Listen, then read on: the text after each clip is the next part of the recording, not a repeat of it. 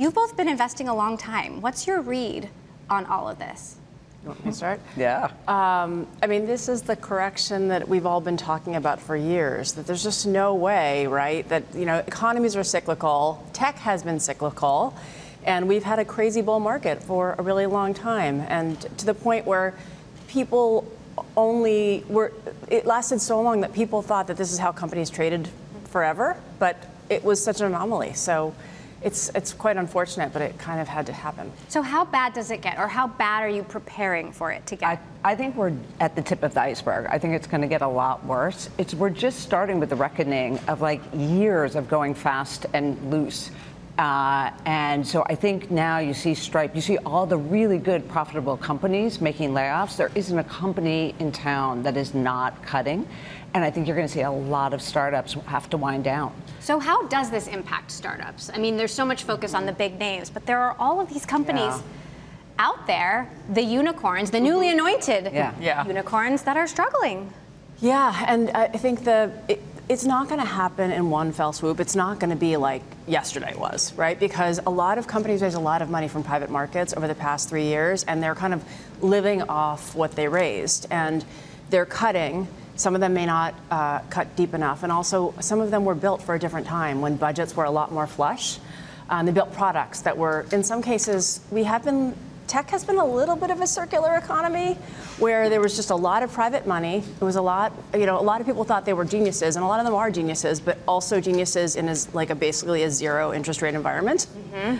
And a lot of things are going to change in the next couple of years. Well, and there's also this pattern matching that goes on in Silicon Valley, whereby you look for founders who look a certain way, and maybe Sam Bankman-Fried, for example, matched a pattern of what investors think successful founders look like.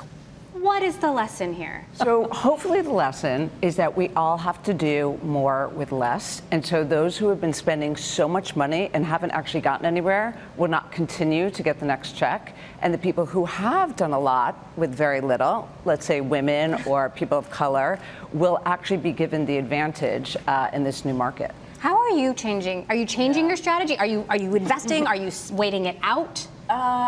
I mean, I think both of us are fairly disciplined investors, so we may be a little old-fashioned in that way, which maybe seemed a little out of fashion a couple of years ago. But True. I think I'm optimistic. It's horrible for a lot of really talented people who've gotten laid off, and there's just been a lot of excess. And you mentioned mostly kind of pattern matching, and a lot of people have walked into venture capital pitch rooms or Zooms and matched a pattern of boy genius or kind of like brilliant genius who often sometimes wind up being like a brilliant jerk. And I don't know how many of these stories it's going to take for people to realize that that's not always that's not always the recipe for success. But now we're at least getting some examples that people can think about and think, actually, a person who actually treats people with respect and builds a resilient culture and builds a diverse team is actually going to survive the ups and downs of economic cycles, perhaps better than just move fast and break things. Since you coined the term unicorn, yes, to refer to companies with $1 billion valuation or more, my colleague Katie Roof today, she said, ask Aileen about unicorn to unicorps. I hadn't heard that one. Yeah. We actually, I feel like that came up like years ago, right? But that it didn't really happen. But it's happening. Yeah, I think it's, I think there's going to be a lot of down rounds. So, already this year, the number of unicorns being minted has slowed considerably versus last year. But still, when we did the analysis, it was almost 10 years ago, like you mentioned, it was only US.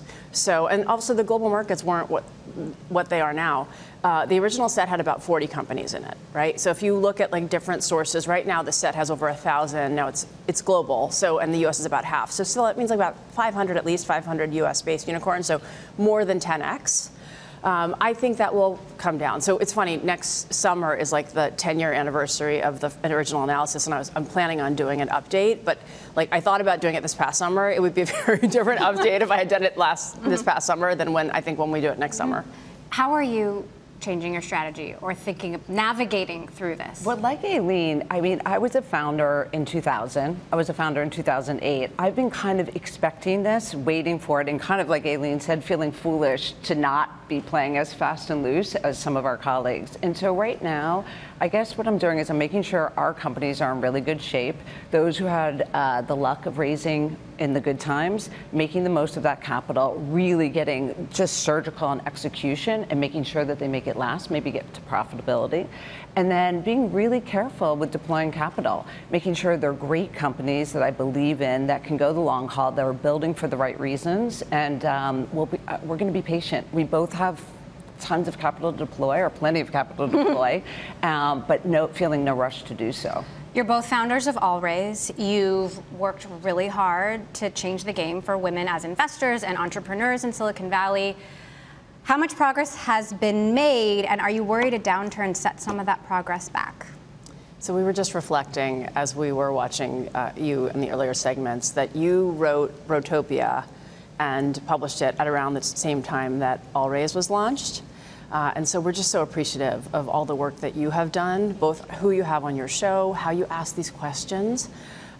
It's really, I mean, it's gonna, we know you're not going anywhere, but that's deeply appreciated because it made a huge difference to us when we were launching. We were all reading that book. It was around February, 2018, and we launched in April of 2018. Yeah. So the ripple effects of what you do, what Allraise does, keeps going.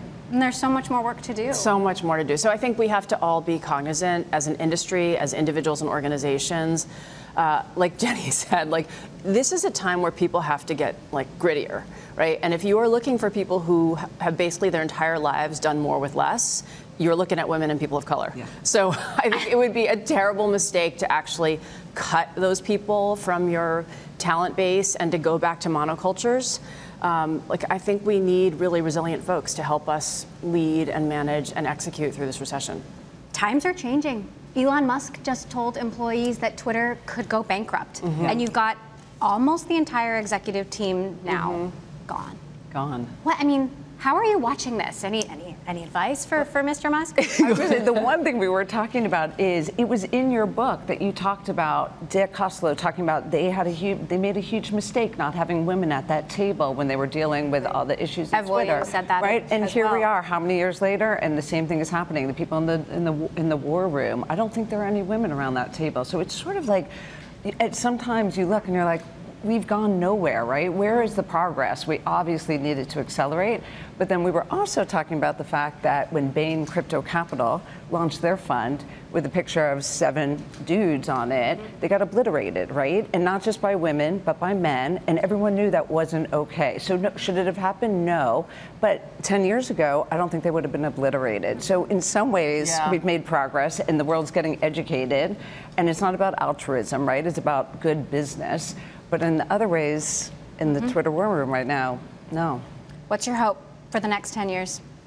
12, I should say. Yeah, I mean, I mean, obviously, I pain for all the people who are being personally impacted by what's going on right now in the tech economy. It is, it's going to come back.